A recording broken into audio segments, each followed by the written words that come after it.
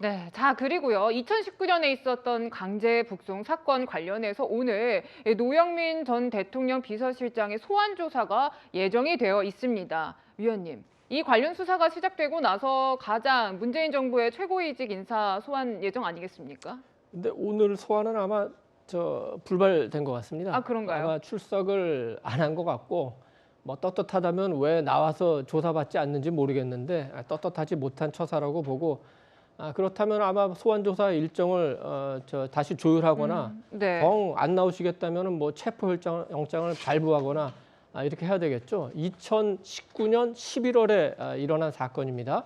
11월 2일 날 북한에서 두 명의 그 어민이 귀순을 했는데 뭐 아직까지 논란이 있습니다만 그 선박에서 이제 살해 사건이 일어났다 어땠다 하는데 11월 4일 날 노영민 그 비서실장 주재로 당국자들이 회의를 해서 그때 그 북송이 결정된 거 아니냐 이런 의혹을 지금 검찰은 갖고 있는 거죠. 그다음에 정의용 안보실장, 그다음에 서훈 국정원장이 거기에 관련됐다고 보는 거기 때문에 두 분도 아마 조사를 할 것 같습니다. 특히 11월 25일에 그러니까 이 사건이 일어나고 한 달이 지나지 않아서 부산에서 한 아세안 특별 정상회의가 열렸습니다. 당시 북송 방침을 북한에 통보한 그 청와대는 김정은 위원장을 그 한 아세안 특별 정상회의에 초청하는 초청장까지 같이 보냈습니다. 두 그 이벤트의 연관관계가 어떤 거는 뭐 우리 국민들이 잘 판단할 수 있을 거로 봅니다. 그런 여러 가지 의혹에 대해서 노영민 실장은 검찰에 나와서 명명백백하게 밝혀야 될 겁니다. 네, 전 정부 수사가 이렇게 계속되고 있으니까요. 지금 야당에서는 굉장히 크게 반발하고 있습니다. 이재명 대표 이렇게 얘기하고 있습니다. 한번 들어보시죠. 유엔 인권위원회 이사국에서 배제한 이유가 뭐겠습니까? 정치 보복, 야당 탄압, 그리고 공영방송에 대한 억압, 언론 자유의 침해죠. 그리고 고등학생 그림에 대한 제재처럼 표현의 자유 검열 이런 것들이 결국 이 의사결정에 반영되지 않았나.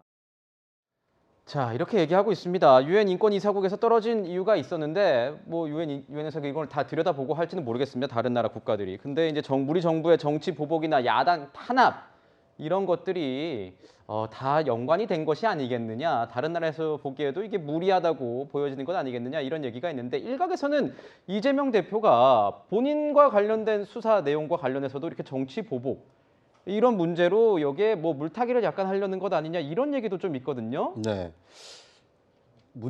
윤석열 정부가 출범한 지 이제 반년밖에 안 됐습니다. 그러니까 반년 만에 치러진 그 이사회 회의에서 우리나라가 떨어졌다고 해서 모든 것이 윤석열 정부의 어떤 야당 그 정치인에 대한 정치 탄압, 정치 보복 때문이다. 이렇게 얘기하는 것은 이재명 대표의 전형적인 아전 인수식 해석입니다.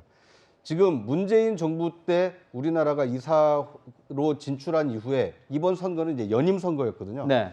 그런데 최근 몇 년 동안 문재인 정부 그 후반기 4년 동안에는 이 북한 인권 결의안을 채택할 때 우리는 표결에 참석하지 않았습니다. 네. 그 다음에 중국의 어떤 신장 위구르 지역에 대한 어떤 인권 탄압 문제에 대해서 결의안을 제출했을 때에도 우리나라는 명확한 입장 표명을 안 했습니다.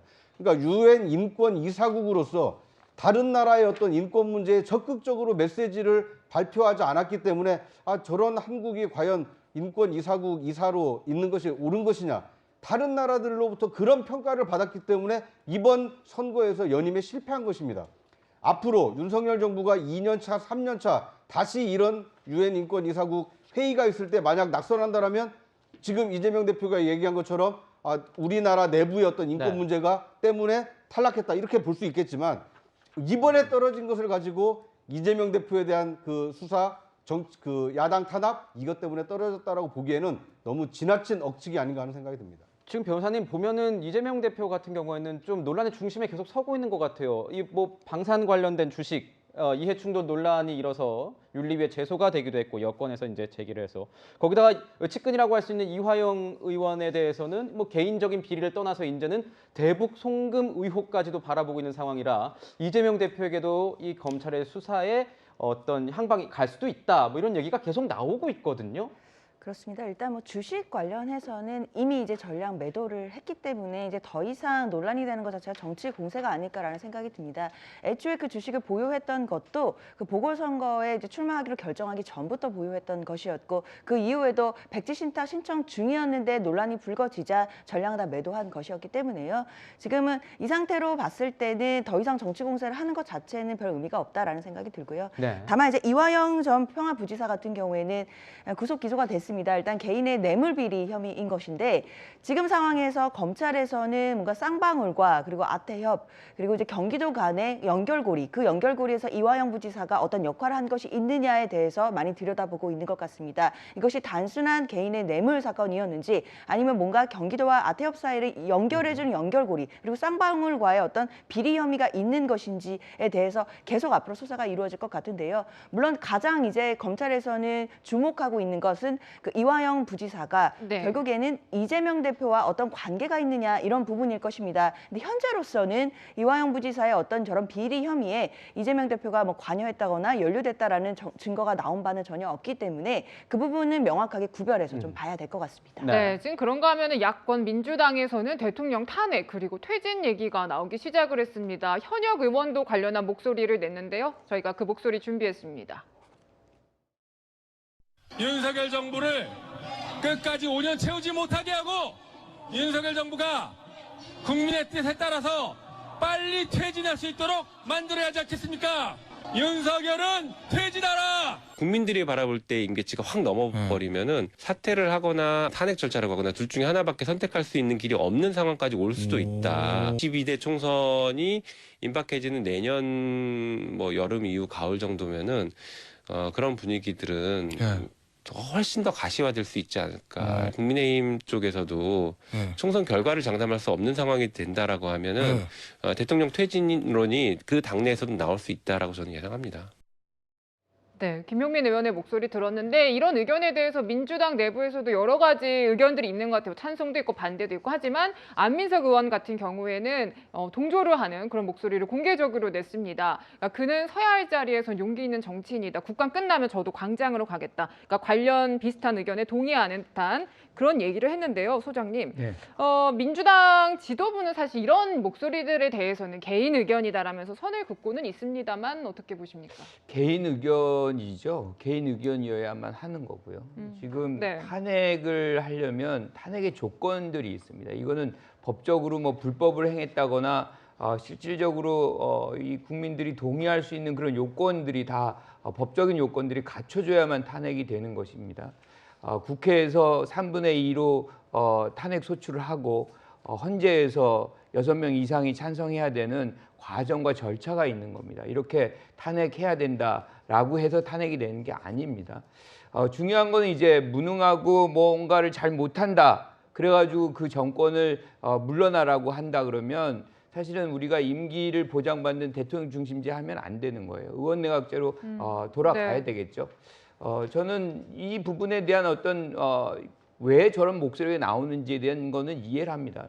뭔가 잘못하고 있는데 거기에 대해서 책임을 물을 소지가 없으니 뭐 이런 얘기를 하는 것 같은데 저는 그런 말이 평범한 시민이라면 뭐 저는 충분히 이해합니다. 그렇지만 국회의원이 굉장히 중요한 역할을 하는 국회의원이 저렇게 가볍게 탄핵 얘기를 하는 것은 오히려 국민들을 혼란스럽게 하는 부분이 있기 때문에 좀 신중하게 삼가해야 된다 이렇게 생각합니다. 신중한 모습을 보여야 된다 이렇게 말씀을 주셨습니다. 야권은 이런 반면에 여권에서는요 좀 결속력 따지기에 나선 것 아닌가 싶습니다. 윤석열 대통령이 국정감사 회복 어수선한 분위기긴 한데 이 원외 당협위원장들, 이 국민의힘 이 여당 소속 원외 당협위원장들과 오찬을 조만간 갖기로 했습니다. 그런데 일각에서는 이것이 윤석열 대통령이 이 본인의 세를 만들려는 것 아니냐, 그러면서 비윤계를 찍어내려는 거 아니냐, 뭐 이런 얘기도 나오는데요. 위원님 보시기에는 어떻습니까? 지금 그 국회의원 숫자도 민주당 167석에 그 국민의힘 105석, 그리고 민주당은 이제 사실상 민주당에서 탈당한 무소속을 비롯해서 범야 세력을 합치면 190석 가까이 됩니다. 그렇기 때문에 그런 데다가 지금 그 국회 밖에 여러 가지 조직도 국민의힘이 일방적으로 열세죠. 그런데 지금은 사실 전국의 그 당협위원장도 70석 가까이 비어 있는 상황입니다. 그래서 여당이 전체적으로 조직력에서 너무 떨어지기 때문에 일단은 지금 여야 대결 국면도 있고 또 앞으로 안정적으로 국정을 끌어가는 차원에서도 대통령으로서는 그런 당 조직의 지원이 굉장히 필요하다고 보고 그런 차원에서 격려의 그 오찬 자리가 마련된 것 같습니다. 일부에서는 이제 이렇게 하니까 전당대회 앞두고 안 그래도 이제 그 정진석 그 이제 비대위원장이 네. 조직책을 이제 선정하는 문제를 얘기를 하니까 지금 앵커도 잠깐 그 지적한 대로 윤석열 대통령과 가까운 분들로 이렇게 이제 조직을 좀 구성하려고 하는 거 아니냐 이런 그 얘기를 하는데 지금 비대위가 뭐 그렇게까지 할 수 있는 상황은 아닌 것 같고 무엇보다도 전국에 비어 있는 조직을 다시 정비하고 또 그 조직들이 힘을 모아서 정부 여당이 협조하는 체제를 갖추는 게 우선이기 때문에 이번 오찬은 그 정도에서 하는 걸로 보는 게 옳은 것 같습니다. 그렇군요. 네, 지금 그런가 하면은 김건희 여사가 봉사활동을 8월 달에 했던 게 뒤늦게 알려졌습니다. 한 무료 급식소에서 설거지를 하고 하는 모습들이 좀 공개가 됐는데요, 차장님. 네. 뭐 당시에 그 급식소를 운영하는 신부님은 누군지는 몰랐다라고 하더라고요. 네. 워낙 이제 뭐 마스크를 쓰고 이 경호원들이랑 일부러 찾아온 것이 아니기 때문에 지금 보시는 사진이죠. 그렇습니다. 이렇게 뭐 고무장갑을 끼고 마스크를 끼고 이제 앞치마를 하고 지금 설거지를 그러니까 봉사를 하고 있는 이 모습인데요.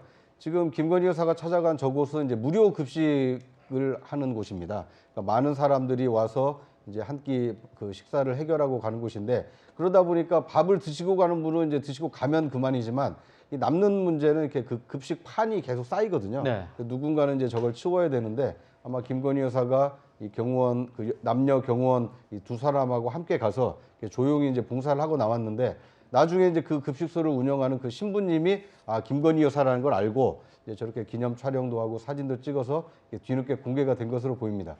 그러니까 김건희 여사는 그 좋든 싫든 대한민국을 대표하는 이제 영부인입니다. 그렇기 때문에 영부인으로서 역할을 해야 되거든요. 윤석열 대통령이 이 다른 국정 운영을 하느라 이렇게 시간을 낼 수 없는 소외된 지역, 어려운 이웃 이런 분들을 찾아서 저렇게 봉사를 하는 것은 국민 눈높이에서 볼 때는 맞는 행보라고 봅니다. 네. 그러니까 저런 것까지 뭐 이렇게 다른 어떤 정치적인 해석을 가할 필요가 있을까 하는 생각이 듭니다. 네. 네, 저희가 두 번째 순서에서는 이 대통령실 이야기하고요. 이 서해 공무원 피살 사건 감사원 결과 발표 이후에 후폭풍 위주로 진단을 해봤습니다. 도발을 이어가고 있는 북한 소식 다뤄보도록 하겠습니다.